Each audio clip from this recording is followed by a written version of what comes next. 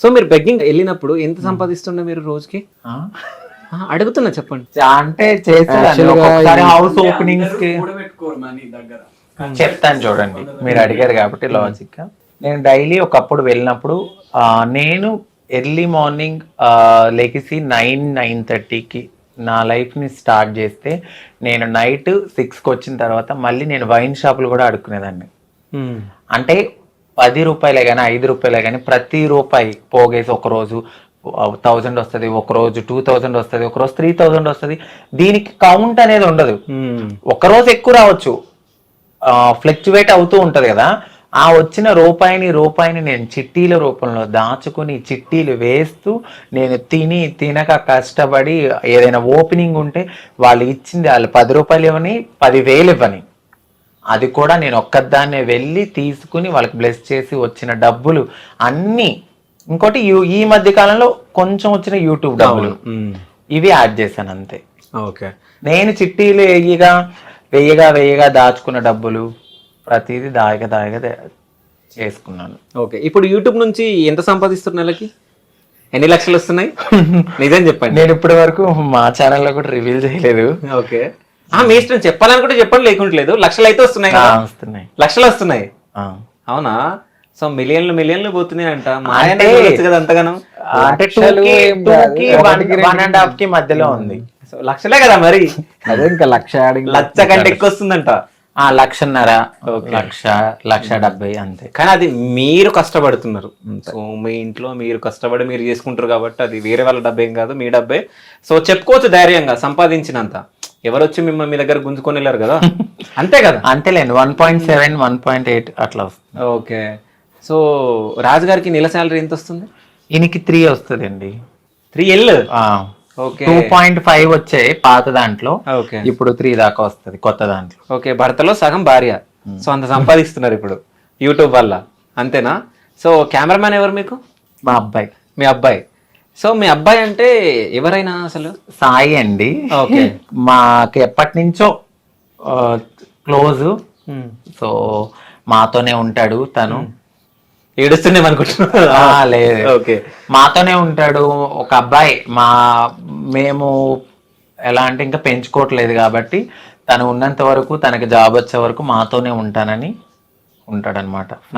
Family person అంతే. So అంటే తను మీ దగ్గరకు వచ్చినంటే నెక్స్ట్ ఆయన ప్లానింగ్ ఏమైనా ఉందా? ఎవరికండి? మీ సాయికి? లేదేమి.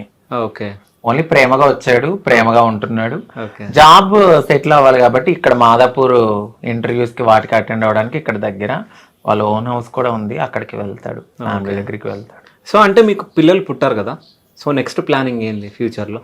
పెంచుకోవాలనుకుంటున్నాం. అంటే దత్తత తీసుకుంటారా లేకుంటే ఎట్లా? దత్తతే తీసుకుంటాం. ఓకే, ఎంతమంది పిల్లల్ని? ఇద్దరు చాలా? డజన్ వద్దా? ఇద్దరే. సో అంటే ఇద్దరు పాపలు ఒక పాప ఒక బాబు. సో అంటే ఇప్పుడు ఇక్కడ ఒకటి మాట్లాడుకోవాలి, చాలా మంది అమ్మాయిలను ఇస్తారు కానీ అబ్బాయిలను ఇవ్వరు కదా. అప్పటికి టెక్నాలజీ కొంచెం పెరిగితే బాగుండు, ఏదైనా నా వల్ల కానీ. మనము మంచిగా అంటే అందరు ఇస్తారని ఇవ్వరని అన్నాను. కొంచెం అంటే లేదు అదేదో టెక్నాలజీ వచ్చిందంట కదా. ఓకే, ఆ టెక్నాలజీ యూజ్ చేసుకుంటారా మీరు? సరోగసి అది ఇంకోటి ఏదో సంథింగ్ సరోగసి. ఓకే, అది ఇప్పుడైతే అవ్వలేండి. ఓకే, పాపనైతే ఫస్ట్ తీసుకోవాలనుకున్నాము, దాని తర్వాత ఇంకా లైఫ్ లో సెటిల్ అయితే ఒక బాబు అనుకున్నాము. అట్ ద సేమ్ టైం మా అక్క వాళ్ళ పిల్లల్ని కూడా చూసుకోవాలి, చదివిస్తున్నాను. అక్క వాళ్ళ పిల్లకి కానీ ప్రతి ఇంట్లో వాళ్ళకి నేను సపోర్ట్ చేయాలి. అట్ ద సేమ్ టైం మా పర్సనల్ లైఫ్ కూడా లీడ్ చేసుకోవాలి. ఓకే, నాకు 6 పిల్లలు అనుకుంటా నేను, అంతే. ఎవరెవరు 6? అక్క వాళ్ళ పిల్లలు సాయి, మాకు వచ్చే ఆరాధ్య, అందరితో కలిపితే 6 అవుతారు. అంటే మరి మీ రాజుగారు? మా ఆయన నాలో సగం, నేను ఆయనలో సగం. ఓహో, అంతేనా? సో అంటే ఫ్యూచర్ లో పిల్లల్ని తీసుకొని పెంచుకుంటారు. పెంచుకున్న తర్వాత ఒకవేళ పెద్దగా అయిన తర్వాత మీరు మా పేరెంట్స్ కాదని చెప్పేసి వెళ్ళిపోయే ఛాన్స్ కూడా ఉంటది కదా. చాలా చూస్తున్నాం మనం టీవీలలో. అలా ఒక ట్రాన్స్ నేనే కాదు, నాకన్నా ముందు చాలా చాలా పెద్దవాళ్ళు కూడా పిల్లల్ని పెంచుకుని పెళ్లి చేసిన వాళ్ళు చాలా మంది ఉన్నారు. ఇప్పుడు మీడియాలో అందరూ క్లిక్ కారు, కొంతమంది క్లిక్ అవుతారు కదా. సో అలా చాలా మంది పెద్ద పెద్ద ట్రాన్స్ కమ్యూనిటీకి చెందిన వాళ్ళు పెళ్లి చేశారు కూడా పిల్లల్ని పెంచుకుని. వాళ్ళు వదలకుండా అలాగే ఎలా ఉన్నారు. ఒక అవగాహనతో ముందుకు వెళ్తున్నాం మేము. ఒక విత్తనాన్ని పెంచి పోషించి దాని కాయలు వచ్చే వరకు ఉన్న వాళ్ళు అల్లారు ముద్దుగా మేము చూసుకుంటాం ఖచ్చితంగా. మనం పెంచే వాతావరణం కూడా చాలా చాలా చాలా బాగా పెంచుతాం వాళ్ళని. సో డెఫినెట్లీ వాళ్ళు మమ్మల్ని వదిలి వెళ్ళరు. ఒక ట్రాన్స్ ఇది మా అమ్మ కాదు అని చెప్పిన వాళ్ళు ఎవరు బయటకు రాలేదు ఇప్పటి వరకు. నార్మల్ గా ఒక అమ్మ నాన్ని పెంచి పెద్ద చేసి వదిలేసి ఓల్డేజ్ హోమ్స్ ఉన్నాయి, కానీ ఒక ట్రాన్స్జెండర్ కు ఓల్డేజ్ హోమ్ ఎక్కడుంది? మాకు మేమే స్ట్రాంగ్ అంతే. ఒకవేళ అలా వదిలి వెళ్ళినా కూడా వాళ్ళు ఎక్కడున్నా బాగుండాలని మనస్ఫూర్తి కోరుకునే తల్లి మనసు మాది కూడా. సో అంటే ట్రాన్స్జెండర్స్ కి ఏమన్నా అన్యాయం జరుగుతుందా? షూర్ గా జరుగుతుందండి. ఇక్కడ ఎప్పుడు ప్రతి దాంట్లోనూ మాకు అన్యాయమే. ఇప్పుడు రిజర్వేషన్ అని అన్నారు, ఆన్సర్ జడ్జిమెంట్ వచ్చిన తర్వాత సుప్రీంకోర్టు తీర్పులు ఇచ్చిన తర్వాత మాకు రిజర్వేషన్ అన్నారు. అవి అసలు ఇప్పటి వరకు రాలేదు. మీకు ఓటర్ ఐడి ఉందా? మీకు ఉంది. మీకుందా? సో ఇక్కడే హైదరాబాద్ లేకుంటే ఊర్లోనా? ఊర్లో ఉంది నాకు. ఓకే, నాకు అక్కడే ఉంది. సో ఇప్పుడు నెక్స్ట్ ఏపీ ఎలక్షన్ రాబోతున్నాయి, వెళ్తారా? ఓటేస్తారా మరి మీరు? బాధ్యత. ఓకే, ఓట్ అనేది మనకి 5 ఏళ్లకు ఒకసారి వస్తుంది మనకి అది. సో అలాంటి దాన్ని మనం యూజ్ చేసుకోవాలి. మనం ఎంచుకునే నాయకుడే కదా మనకి. 5 ఏళ్ళకి ఒకసారి. 5 ఏళ్ళు అంటే 5 years కి ఒకసారి. అంటే మేము ఆంధ్రాలో 5 ఏళ్ళు అంటాం. ఓకే, 5 ఏళ్ళు అంటే మీకు తెలంగాణలో 7 అనుకుంటున్నారేమో. మాకు 7 అంటే సంవత్సరాలు. ఓకే, 2 ఏళ్ళు 3 ఏళ్ళు 4 ఏళ్ళు అలాగ అంటాం. సో ఎవరికి వేయబోతున్నారు మీరు ఓటు? ఈసారి అయితే మాత్రం టీడీపీ జనసేన. ఓకే, టీడీపీ జనసేనకు వేయబోతున్నారు. సో వస్తుందని అనుకుంటున్నారా? ఖచ్చితంగా. మీ అక్కలను కాపాడుకోవాలంటే మీరు ఏం చేయాలనుకుంటున్నారు? మేమైతే పవన్ కళ్యాణ్ గారు కానీ, అప్పుడు నారా చంద్రబాబు నాయుడు గారు కానీ, ఇప్పుడు యూత్ కి కనెక్ట్ అయింది జనసేనలో పవన్ కళ్యాణ్ గారు ఒక ట్రాన్స్జెండర్ ని చాలా బాగా రెస్పెక్ట్ ఇచ్చి ఏదైనా చెప్పినప్పుడు కూడా ఆయన చాలా బాగా అర్థం చేసుకుంటారు. ఇప్పుడు యూత్ కి బాగా కనెక్ట్ అయిపోయింది జనసేన. చాలా మంది కమ్యూనిటీ వాళ్ళు కూడా వెళ్ళి ఆయనతో మాట్లాడడం అయింది. త్వరగా ఆయన జనాల కోసం బయటకు వచ్చి మాట్లాడతారు. కాబట్టి మాకు రిజర్వేషన్స్ గురించి కానీ, జాబ్స్ రాబోయే దాని గురించి కానీ, పెన్షన్స్ గురించి కానీ, ఇంకా ఏదైనా ఇంప్లిమెంటేషన్స్ కానీ, ఇప్పుడు స్థలాలు కానీ, ఇల్లు కానీ, మా కోసం ఏదైనా చేయాలి అని అంటే ఆ పార్టీ అనేది రావాలి. ఓకే, ఆయన ఆల్రెడీ కూడా చెప్పారు. ఓకే, జనసేనకి టీడీపీకి అనుకుంటున్నారు. మీ ఓటు? మా వారు పవన్ కళ్యాణ్ ఫ్యాన్ అండి. ఓకే, ఇంకెవరికి? ఓకే, జనసేనకి మీ ఓటు. అయితే ఇప్పుడు మీరు ఒక ట్రాన్స్జెండర్ ని పెళ్లి చేసుకున్నారు కాబట్టి ట్రాన్స్జెండర్స్ కష్టాలు మీకు ఏమన్నా తెలిసినాయా? లేకుంటే వాళ్ళు ఎట్లా అంటే after marriage after marriage before marriage రెండు చెప్పండి. అంటే బిఫోర్ మ్యారేజ్ మీకు అంత అవగాహన ఉండలేదు కదా. ఆఫ్టర్ మ్యారేజ్ మీరు అందరితో అంటే వీళ్ళ సర్కిల్ తో కొంతమంది మీ దగ్గరకు వచ్చి మాట్లాడడం అది చేస్తూ ఉంటారు. సో వాళ్ళని చూసినప్పుడు ఏమని ఫీలింగ్ ఉంటది? వాళ్ళ కష్టాలను ఏమైనా చూసారు? అంటే వాళ్ళు యాక్చువల్ గా లైఫ్ అనేది టోటల్ గా వాళ్ళులా మార్చుకోవడానికి కంప్లీట్ గా అన్ని వదిలేసి వచ్చేస్తారు వాళ్ళు. సో ఈజీ చెప్పాలంటే సాక్రిఫైస్ వాళ్ళు చేస్తారు బేసిక్ గా ఫస్ట్. సో ఇంటోళ్ళు కూడా సపోర్ట్ చేయరు అట. ఇప్పుడు ఏ ఇంటోళ్ళు సపోర్ట్ చేయరు. ఇట్లా మారిపోతానంటే నువ్వు పుట్టింది ఎలాగా, మళ్ళీ నువ్వు ఇదంతా సమాజంలో మన పరువు పోతుంది అని చెప్పేసి అంటారు. కాబట్టి సో వాళ్ళు సాక్రిఫైస్ చేస్తారు వారి జీవితాన్ని అక్కడ ఇంట్లోనే. సో ఇంటోళ్ళు ఆ టైంలో వాళ్ళకి సపోర్ట్ చేయరు. వీళ్ళు ఇంప్రూవ్ అయ్యి బాగా ఇచ్చేసిన తర్వాత మళ్ళీ లాక్కునే ఇంటోళ్ళు కూడా ఉంటారు. స్టార్టింగ్ నుంచి సపోర్ట్ చేసే ఇంటోళ్ళు కూడా ఉంటారు. సో ఏదైనా కానీ వాళ్ళు సాక్రిఫైస్ అయితే చేస్తారు, కష్టాలు చాలా పడతారు. నేను చూస్తూనే ఉంటాను. అయితే మీ పెళ్ళైన తర్వాత ఎప్పుడన్నా తిను మీ దగ్గర ఏడ్చిన రోజులు ఉన్నాయా? పెళ్ళైన తర్వాత తన కష్టాలు అవి చెప్పుకొని ఏడుస్తుంది కానీ కనిపించదు, అంటే చూపియదు. ఓకే, కళ్ళ నుంచి నీళ్ళు వస్తే నాకు తెలుస్తుంది, దాన్ని దాచిపెట్టేస్తుంది అట్లా. ఓకే, ఇంకా కష్టాలు నేను అన్ని తెలుసు ఓవరాల్ గా. సో A to Z తన గురించి నాకు తెలుసు కాబట్టి ఇంకా తెలియాల్సినవి ఏమీ లేవు. మామూలుగా అదే కొంచెం ఇప్పుడు ప్రెషర్ ఎక్కువ అయింది, కొంచెం ఇల్లు కొంచెం హెవీ బడ్జెట్ అయిపోయింది కదా. సో బంగారం అది ఇది పెట్టి తను ఇష్టంగా కొనుక్కునే బంగారం పెట్టుకుంది కదా. సో అది ఇది గుర్తొచ్చి కొంచెం అప్పుడప్పుడు స్ట్రగుల్స్ అవి గుర్తొచ్చి ఏడుస్తుంటది. ఓకే, సో అంటే మీరు ట్రాన్స్జెండర్ గా చేంజ్ అయినప్పుడు ఎంత డబ్బు ఖర్చు అయింది మీకు? నాకు అయిందండి 10. సో అంటే మీ ఆపరేషన్ 10 లక్షలు ఖర్చు అయిందా? అవునండి. ఓకే, అంత డబ్బు ఎక్కడి నుంచి వచ్చింది మీకు? ఇట్లానే భిక్షాటన చేసుకోవడము. కొంచెం మా ఫ్రెండ్స్ అప్పిచ్చారు నాకు. ఓకే, ఒకరు 3 లక్షలు ఇచ్చారు, ఒకరేమో 2 లక్షలు ఇచ్చారు. ఆ తర్వాత కొద్ది కొద్దిగా వాళ్ళకి తీర్చుకుంటూ చిట్టీలు వేసుకుంటూ తీర్చాను నేను. ఓకే, అయితే ఇప్పుడు ట్రాన్స్జెండర్ కి ఒక చెడ్డ పేరు ఉందండి. ఎట్లా అంటే సెక్స్ వర్క్ చేస్తారు, అది ఇది రోడ్ల పైన తిరుగుతారు, అది ఇది. అంటే మీ దగ్గరికి ఎవరన్నా వచ్చినప్పుడు వాళ్ళకి ఏమైనా సజెషన్లు ఇస్తారా మీరు?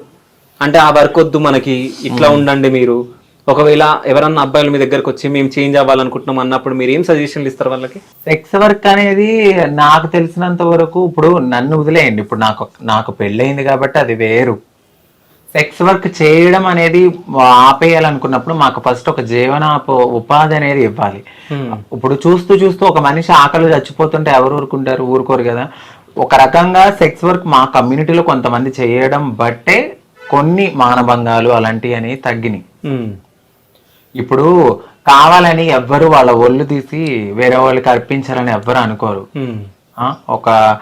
ఏదో ఒక ఉపాధి లేకో, వాళ్ళకు ఒక జీవితం లేకో, ఇక బ్రతకలేని స్థితిలో కూడా బ్రతకాలి, ఇటు తల్లిదండ్రులు దూరం చేసి నా కడుపు నేను కాల్చుకుని ఏదో చేయాలి అన్న ఉద్దేశంతో ఈ మధ్యకాలంలో కొంతమంది చేస్తున్నారేమో తప్ప మాకేమి సరదా ఎక్కువ మా కమ్యూనిటీ వాళ్ళకి ఏదో ఇదైపోయి అయితే ఖచ్చితంగా చేయరు. ఒక మంచి ఉపాధి ఇవ్వండి, ఎందుకు చేసుకుంటారు? చేసుకోరు. ఇలా సెక్స్ వర్క్ చేసి ఒక అపోహతో ఇలా చూసే బదులు వాళ్ళకు ఒక జీవనాద వృత్తి చూపియండి. గిన్నెలు కడుగుతాకెళ్తే మీరు అసలు హోటల్స్ పెట్టారు కొంతమంది ట్రాన్స్జెండర్స్, మీ దగ్గర తినమని వెళ్ళిపోయారు. దానికి పనికిరం మేము. మేము సొంతగా వృత్తి చేసి కూరగాయలు అమ్ముకుంటే దగ్గర కొనకూడదని చెప్పి పక్కన కొన్న వాళ్ళు ఎంతో మంది బాధపడిన ట్రాన్స్జెండర్స్ ఉన్నారు. అట్లానే ఐటీ ఎంప్లాయీలోకి వెళ్ళిన వాళ్ళు కూడా కొంచెం అవమానించి కొద్దిగా మానేసిన వాళ్ళు కూడా ఉన్నారు. మీరు ఎంకరేజ్ చేయండి, డిస్కరేజ్ చేయొద్దు. హోటల్ పెట్టుకున్న వాళ్ళని కూడా మీరు తినకపోతే మీ దగ్గర తినము అని చెప్పి వెళ్ళిపోయిన వాళ్ళు కూడా ఉన్నారు. అలాగే నైట్ పూట నుంచుంటే మాత్రం వస్తారు. అంటే మీరే కదా మమ్మల్ని అలా ప్రోత్సహిస్తున్నారు. అదే మీరు నార్మల్ గా వీళ్ళు ఏదో వృత్తి చేసుకుంటున్నారు, కడుపు నిండా అన్నం పెడుతున్నారని అలాంటివి కూడా ఎంకరేజ్ చేస్తుంటే అవి రావేమో. అయితే ఇంకోటి నేను ఒకటి చెప్తాను, ఒకవేళ మా వాళ్ళు ఆ వృత్తి చేసిన మాకన్నా ముందు నోరు తెరిస్తే పలానా అబ్బాయి బయటకు వచ్చారు అనుకుంటే ఎన్ని కాపురాలు కూలిపోతాయి. అవి కూడా కడుపులో పెట్టుకుని వచ్చిన వాళ్ళకు ఏదైతే వచ్చారో ఆ పని చూసుకుని వదిలేస్తారు అంతే తప్ప వాళ్ళ జోలికి వెళ్ళరు, ఏమీ చెయ్యరు. కానీ ఇది ఒకటి అడగాలి, నేను ఇట్లాగే విన్నా న్యూస్ లో. అంటే మీరు ఒకవేళ నిల్చున్నప్పుడు అంటే ట్రాన్స్జెండర్స్ నిజంగా లాయర్స్, డాక్టర్స్, పెద్ద పెద్ద వాళ్ళు వస్తారంట, అంటే పొలిటికల్ లీడర్స్ అట్లా, నిజమేనా అదంతా? అవును, వస్తారండి. ఓకే. ఎందుకంటే నేను ఈ కమ్యూనిటీలో ఉన్నాను కాబట్టి నేను మాట్లాడుతున్నాను. ఇప్పుడు చెప్పినంత మాత్రాన నేను నెగిటివిటీ స్ప్రెడ్ అవుతుందని నేను అస్సలు అనుకోను. ఎందుకంటే నాకు తెలుసు కాబట్టి. ఇప్పుడు నేను పెళ్లి చేసుకున్నాను, ఒక పద్ధతిగా ఇక్కడ కూర్చున్నాను అయి ఉండొచ్చు, కానీ నేను నా కమ్యూనిటీ అనేసరికి నేను ముందుకు వెళ్తాను, మాట్లాడతా వాళ్ళ కోసం. అది మా ఆయనకి కూడా తెలుసు. సో నేను మాట్లాడతాను వాళ్ళ కోసం, ఖచ్చితంగా నేను పోరాడతాను. ఎందుకు రారు? ఎంతో మంది యాక్టర్స్ వాళ్ళకి ఏది నచ్చొచ్చారు, వాళ్ళకి ఏదో నచ్చొచ్చారు, కానీ వాళ్ళ గురించి మేము బయట చెప్తే ఎన్ని కాపురాలు కూరిపోతాయి. ఎంతసేపు వీళ్ళే చేశారు మీరు ఎందుకు వెళ్తున్నారయ్యా? వెళ్ళకండి. మీరు ఎందుకు వెళ్తున్నారు? వెళ్ళొద్దు. నుంచి వాళ్ళే వెళ్ళిపోతారు. మీరు వెళ్తున్నారంటే మీరు అప్పుడు మరి అలాంటప్పుడు వాళ్ళు ఎందుకు వెళ్తున్నారు? నుంచున్నారేమో అనుకుని వదిలేయచ్చుగా. దీంట్లో 2 రకాలు ఉన్నాయి. ఇప్పుడు నేను నార్మల్ గా నడుచుకుంటూ 12ంటికి నేను నడుచుకుంటూ వచ్చినా నేను అదే అనుకుని నన్ను కూడా ఆపిన వాళ్ళు ఉంటారు. అలా కాకుండా కడుపు కోతకి వెళ్ళి నుంచున్న వాళ్ళు కూడా అలాగే అనుకుంటారు. మరి వచ్చి మీరు ఎలా వస్తున్నారు? పెళ్లిళ్ళు చేసుకుని మీరు హ్యాపీగా ఉండండి. వాళ్ళు ఎంతమంది ఆడపిల్లల జీవితంలో మరి మోసం చేస్తున్నారు? సెక్స్ వర్క్ మాత్రం మమ్మల్ని అలా చూస్తారు అంతే. అది కరెక్ట్ కాదు. మీరు ఎంకరేజ్ చేయకండి. ఫస్ట్ నుంచిన వాళ్ళే వెళ్ళిపోతారు. ఏం అవ్వట్లేదని వేరే ఆధారం చూసుకుంటారేమో. లాజిక్ గా ఆలోచిస్తే అది కరెక్టే కదా. సో అంటే మీ డ్రీమ్ ఏంది? మీరు ఏం చేయాలనుకుంటున్నారు? ఏమైనా ట్రస్ట్ గానీ ఏమైనా పెట్టాలనుకుంటున్నారా? ఫస్ట్ అయితే నేను, మా వారు, మా పిల్లలు, మా ఫ్యామిలీ మేము కొంచెం సెటిల్ అయ్యాక ఈ యూట్యూబ్ మీదనే నాకు ట్రస్ట్ పెట్టాలన్నంత లేదు, కానీ నాకు తోచిన దాంట్లో ఎవరో కొంతమందికి హెల్ప్ చేసుకుంటాను. సో అంటే నేను మీ దగ్గరికి వచ్చా, నేను 1 వీక్ బ్యాక్ నేను ఒకరిని ఫోటో తీయడం జరిగింది. సో మీ రాజు గారు సో మాదాపూర్లో ఒక పబ్బులో ఒక అమ్మాయితో నాకు కనిపించారు. సో ఆ ఫోటో మీకు చూపిస్తా. సో మీ రియాక్షన్ ఎట్లుంటుంది? ఏముంది, సరదాగా మా వారు అలాగే ఏమి ఉండదు. ఆయన పబ్బుకి ఏమి వెళ్ళరే నాకు చెప్పకుండా. ఓకే. రియాక్షన్ ఏమి ఉండదు అసలు. దాని హ్యాపీయా మీకు? హ్యాపీ అని ఏమి లేదు, కానీ అస్సలు జరగదు. జరిగితే 110% బల్లగుద్ది చెప్తున్నాను. మా వారు నేను లేకుండా పబ్బుకి అంతే వెళ్ళడు. ఓకే. ఫోటో అసలు చూడను కూడా, అది ఏదో మీరు మాఫీ చేశారేమో అనుకుంటా నేను. ఓహో మేము మార్ఫింగ్ చేసి చూపిస్తామా? ఆ. ఓకే, అంటే మీరు మీ పిచ్చి నమ్మకం అనుకుంటా ఐ థింక్. అది నాకు మా ఆయన మీద ఉన్న దృఢమైన నమ్మకం అని ఎందుకు అనుకోరు. ఓకే, సో చూపిస్తే చూపియండి. సరే మీ ఆయన్ని అడగండి ఒకసారి, వెళ్ళి రాలేదా? చూపించండి చూస్తా. హా? ఇంపాసిబుల్. ఆ రోజు మీరు నాకు దొరకలే ఫోటోకి, లేకుంటే ఆ రోజు ఫోటో తీస్తుండే.